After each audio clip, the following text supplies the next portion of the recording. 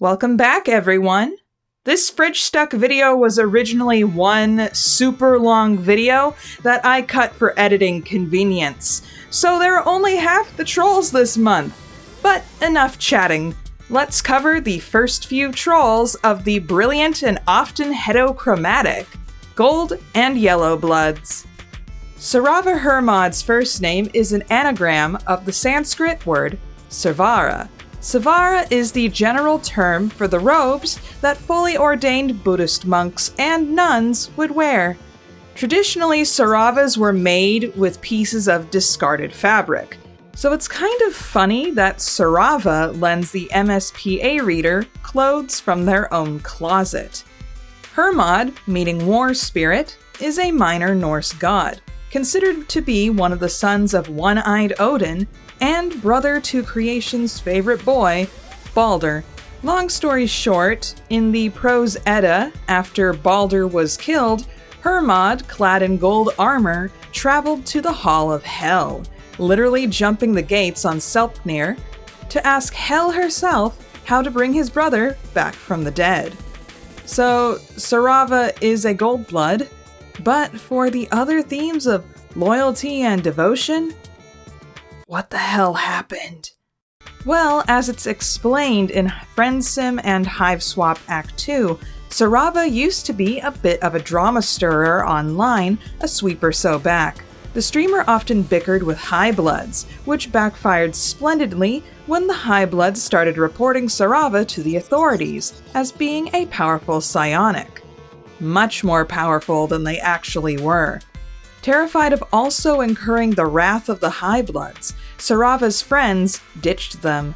Alone and afraid, these events culminated in one fateful livestream where Serava, in an attempt to keep the authorities from turning him into a battery, ripped out their own eye, thereby making them half as powerful as before.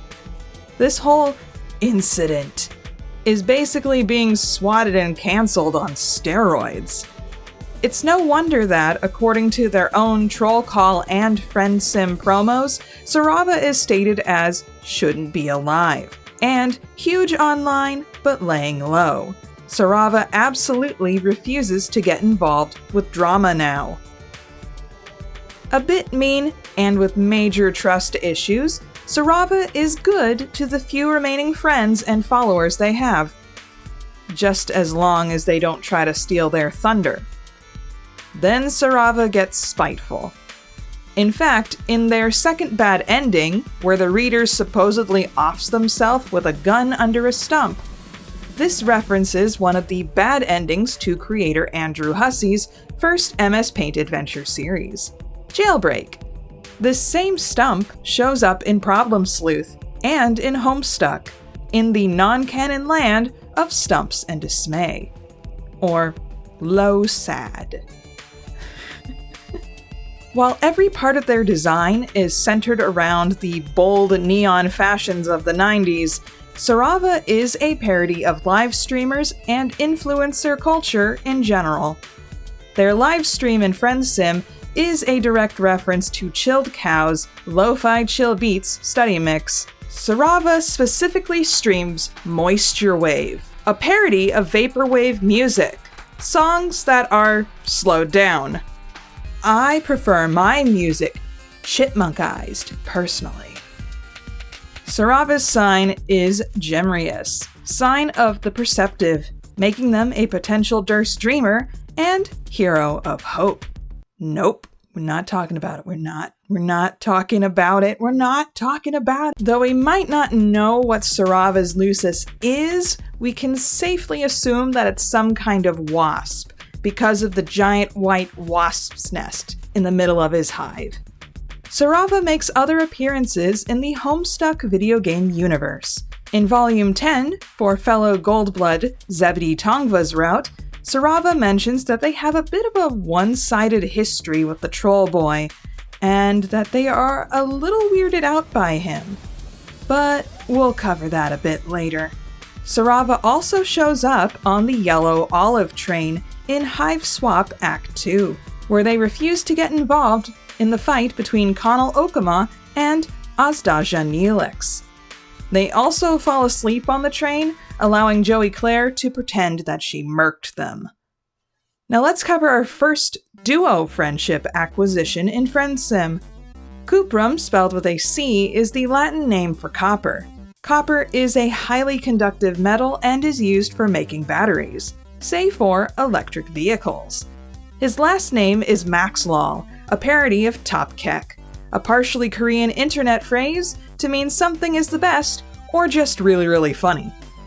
The Homestuck Wiki even says that Top Kek would have been Kuprum's last name, but this was changed at some point. His troll call and Friendsim promos are the same, saying that he is super psyched to be used as a battery for the Empire, as he's an especially powerful psionic. He even wears goggles reminiscent of the helmsman of Alternia's past, and totes a backpack that might just be a huge battery? Who knows? He also carries around his moirail, Folykl Durain, who feeds off his excess power. Koopram, as a character, is seen as a parody of the pole board of the most popular English-speaking image board website, 4chan.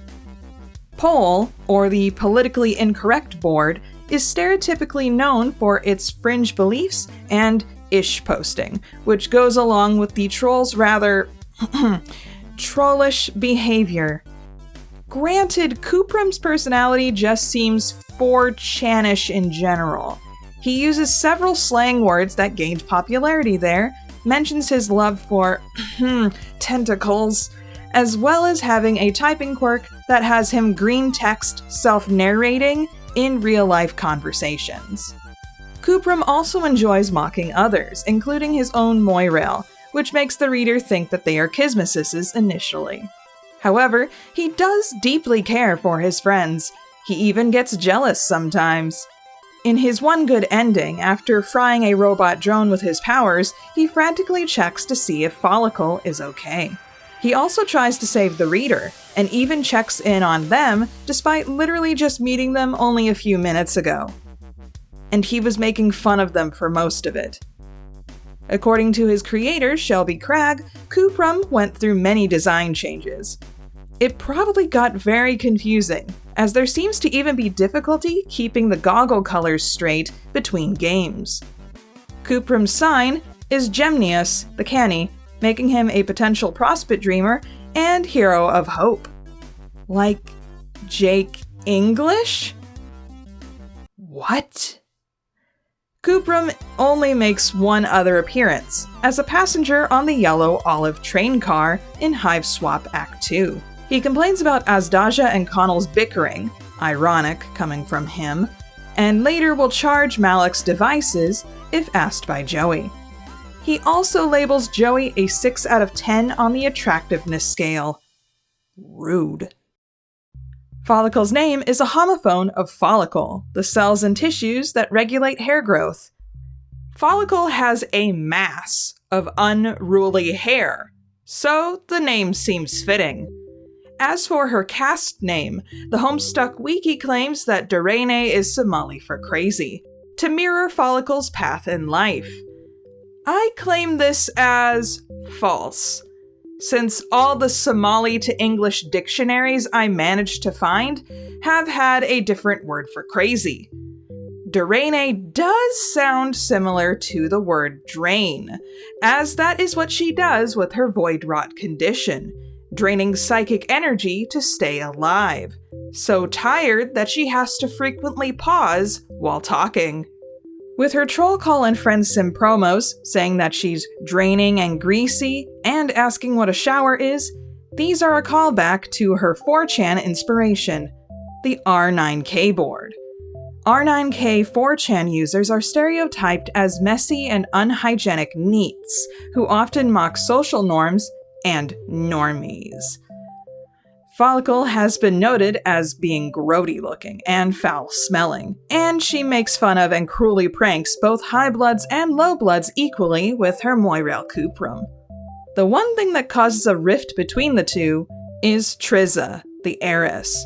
Folykl hates Trizza, especially since Koopram adores her.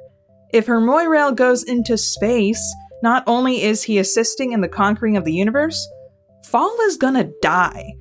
Koopram is her ship, dang it. Literally, as she is noted to steer her moirail like a bridled animal. Folykl has also seemed to have gone through many design changes, but her sign from her earliest design stayed. Folykl's sign is Gemitarius, sign of the sapient, making her a potential Durst dreamer and a hero of Void. Like Equius and Roxy, the fact that she's a Void aspect is definitely due to her Void rot. Though if she stuck with her previous design of Gemicorn, her aspect would have been a complementary opposite with Koopram's. She looks like a Gorilla's character. Folykl makes several more appearances in the Homestuck video game franchise. On Martsty's route in Friendsim Volume 14, she is encountered alone. Martsty is fascinated by the Goldblood and seems to understand the medical reasons why Folykl refuses to shower. She's trying to insulate what little energy she has under a layer of filth. While Folykl comes off as annoyed by Martsty's fussing, the reader can tell that she's listening carefully to the Burgundy Blood's hygiene advice. Later in Hiveswap Act 2, Folykl can be interacted with, both on the Yellow Olive train and early on at the train station, with her Lucis, a giant pill bug. Folykl seems to genuinely like Joey Clare, saying that, as girls, they must stick together. Pshaw, as if there are any girls online. She helps in the breaking up of the initial fight between Azdaja and Connell by jumping on the Yellowblood's back and trying to drain his energy, but fails. She also momentarily feeds off Zephyros if Kuprum charges Malik's devices. Zephyros says that her draining properties feel like food poisoning. Thanks so much for watching the first half of the Friendsim Fridge Facts for the Yellow-Blooded Trolls. I hope you enjoyed. There are probably headcanons aplenty that I have missed, so forgive me if I did not think to include it. We've still got 2 more Goldbloods to cover, and they're my favorites of this cast, so I hope to see you for the next one. Remember to like, comment, and subscribe, and I will see you all next time. Bye! Is this what you mean when you said that everything would get worse as we go further up the train? No. These guys are just weird. Hey there. Consider becoming a patron, just like the phenomenal Bleed Red, Alexander Madeline, and Cloudy Days.